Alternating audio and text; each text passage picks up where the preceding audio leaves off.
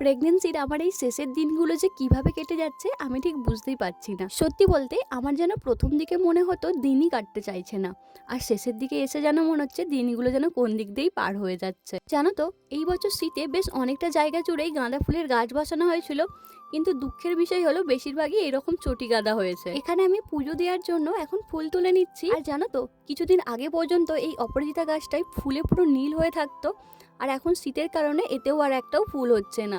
আর এখন আমি ভগবানকে সেবা দেওয়ার জন্য ফল কেটে নিচ্ছি। পুজো দেওয়া আমার মোটামুটি হয়ে গেছে। আজকে একটু চাউমিন বানাবো, তাই দেখছি ফ্রিজে কি কি সবজি আছে। আর এই রকম প্লাস্টিকে করেই আমি সবজিগুলো রেখে দিই। এই শীতের সময়টা বেশ অনেক রকমেরই সবজি পাওয়া যায়। দেখতেই পাচ্ছ এখানে বেশ অনেক রকমের সবজি আমি কেটে রেখে দিয়েছি। এবার আমি সবজিগুলোকে ভালো করে ভেজে নিচ্ছি, কারণ না ভাজলে একটা কেমন হালসিনি গন্ধ ছাড়ে, সেটা কিন্তু আমার একদমই ভালো লাগে না। প্রেগনেন্সির আমার এখন 8 মাস চলছে, মানে বেশ কয়েক মাস হয়ে গেল আমি এই বাইরের খাবার একদমই খাইনি। বাড়িতেই যা ইচ্ছা হয় সেটাই বানিয়ে খাই, যতটুকু আমি আর কি পারি। আর আমার জন্য কিন্তু আমার বড় বাইরের খাবার খেতে পারে না, মানে যেহেতু আমি খাচ্ছি না তাই ও কিন্তু বাইরের খাবার এখন আর খায় না। তো আজকের মতো এইটুকুনি, দেখা হচ্ছে পরের ভিডিওতে। Tata, bye bye.